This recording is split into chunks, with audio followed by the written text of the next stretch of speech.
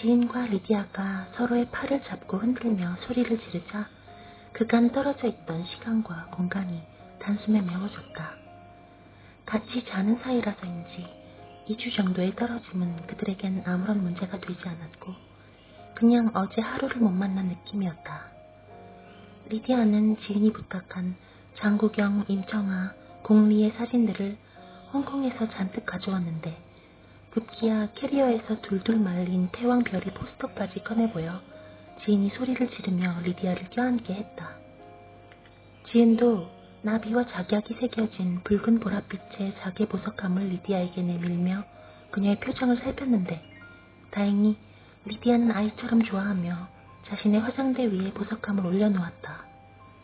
지은도 포스터를 벽에 붙이려 책상 서랍을 열자 불과 얼마 전까지만 해도 기용과의 밤샘 통화를 위해 수화기에 붙이던 파란 포스터 택이 자신의 쓰임새가 기대되는 듯 남의 속도 모르고 방긋 웃으며 그녀를 맞아주었다. 리디아는 독심술을 하는지 갑자기 그딴에는 잊죠 지은이라고 했다.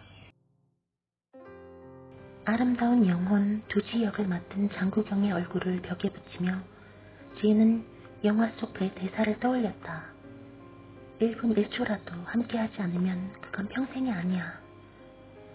창녀의 육손이 아들로 태어나 그를 경극학교에 버리기 위한 엄마에 의해 손가락이 잘리고 여리여리한 외모 때문에 여자 역할만 도맡아 하다 급기야는 현실과 경극을 구분할 수 없게 된 두지의 이야기였는데 지인은 왜 두지가 같은 남자인 시투를 사랑하게 되었고 또 그럴 수밖에 없었는지 그의 마음 가장 후미진 곳까지 이해할 수 있었다.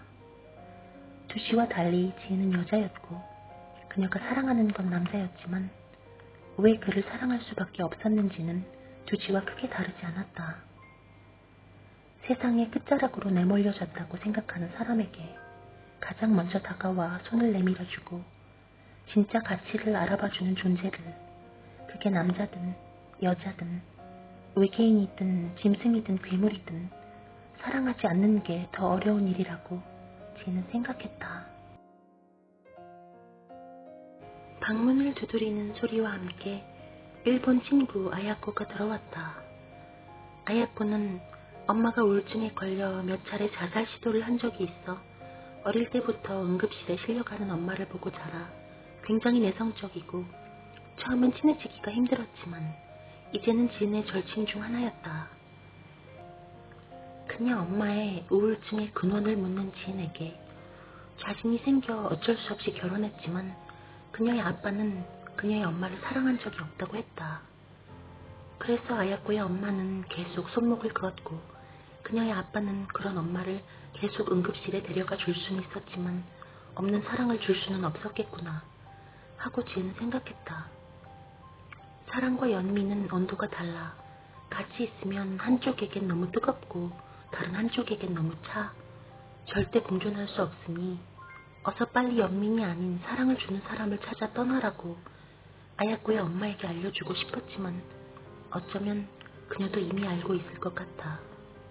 또 아야코에겐 슬픈 문제라 지는 그냥 듣기만 했다. 설레는 표정으로 예쁘게 포장된 선물을 지인에게 내미는 아야코를 먼저 끌어안고 조심스레 리본을 풀자 안에는 지인이 입에 침이 마르도록 칭찬했던 애니메이션 이웃집 토토로의 하늘색 토토로 인형이 들어있었다.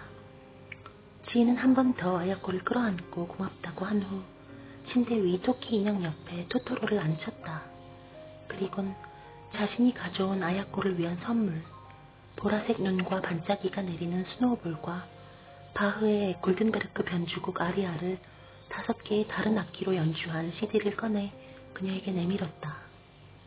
아야코가 방으로 놀러왔을 때 지인이 항상 틀어놓은 이 음악이 좋다고 했던 걸 기억한 지인이 그녀만을 위해 고른 선물이었다. 그날 밤 침대에 누운 지인은 아야코가 일본에서 가져다 준 토토로 인형을 가만히 바라보다 기용이 가져다 준다던 인형은 어떤 모양이었을까 상상했다.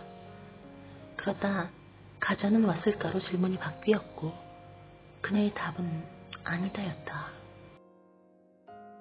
미국 역사 수업 시간 지인은 자꾸 시계를 보았다.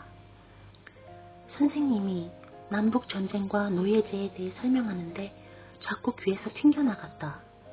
지인은 영화 바람과 함께 사라지다에서 이 내용은 이미 다 배웠다고 자신에게 변명을 하며 빨리 이 수업에서 나갈 생각만 했다.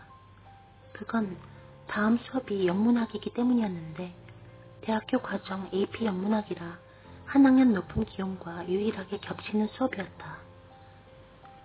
또 지인이 제일 좋아하고 자신 있는 과목이기도 해 선생님과도 굉장히 친했기 때문에 지인이 이 학교에서 제일 좋아하는 두 사람을 동시에 볼 수 있는 시간이라 관심 없는 미국 역사가 귀에 들어올리 만무했다.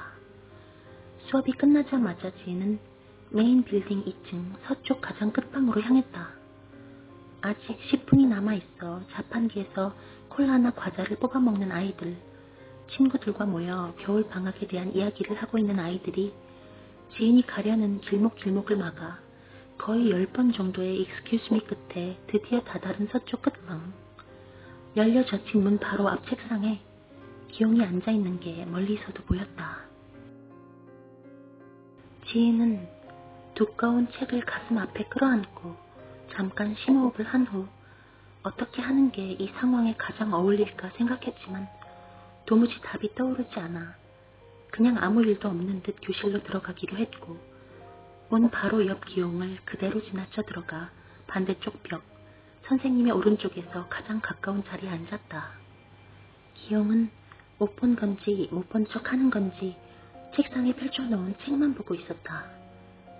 아직 쉬는 시간이라 듬성듬성한 자리들 사이로 지인을 못 봤을 리가 없을 그가 저런다는 게 뭘 의미하는지 생각하니 갑자기 누가 그녀의 입을 열어 황산을 들이부은 듯 타들어가고 쓰라린 느낌이 가슴에서 시작해 얼굴로 온몸으로 퍼지기 시작했고 먹지도 않은 아침이 넘어올 것 같았다. 수업이 시작되었고 지인은 기용을 보지 않기 위해 책상에 놓인 책에서 눈을 떼지 않았고 수업이 끝나는 순간까지 단 한 번도 책이 아닌 다른 곳을 보지 않았다. 하지만 위대한 개츠비가 정말 데이지를 사랑했는지 그가 진정 사랑한 건 무엇이었는지 이야기하는 선생님의 설명은 귓속으로 들어가는 대신 그대로 책으로 떨어져 다시 흰색 바탕에 까만 무언가가 되었다.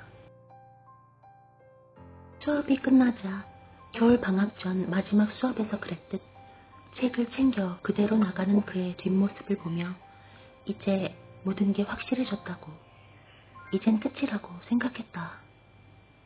사실 따져보면 한 달 정도의 전화통화와 수위를 넘지 않은 하룻밤의 일탈이 전부였지만 지인에겐 몇 년 정도 사귄 듯한 느낌이었고 나름 결혼까지 언급한 사이였는데 아무런 사건 없이 이렇게 될 수 있다는 게 어이없었고 어쨌든 끝이라고 되뇌이면서도 사실 믿기 힘들었다. 리디아가 전해준 그의 메시지를 한마디로 정리하면 결국 너무 사랑해서 헤어진다였는데 그건 이름 모를 희대의 사기꾼이 어떤 정신나간 이유로 시작해 이제는 싸구려 유행가 가사가 되어버린 그 말이 아닌가? 지인은 이제 슬프기보단 그냥 진짜 이유가 알고 싶었다. 하지만 그녀는 어차피 자신은 묻지 않을 거라는 걸 잘 알고 있었고 이젠 아무 일도 없었던 듯 살아가는 방법만 터득하면 되겠다고 생각했다. 그걸 어디서 어떻게 터득해야 하나 생각 중인 지은에게 저 멀리서 희미하게 선생님이 부르는 소리가 들렸다. 지은, 잠깐 이리 와봐.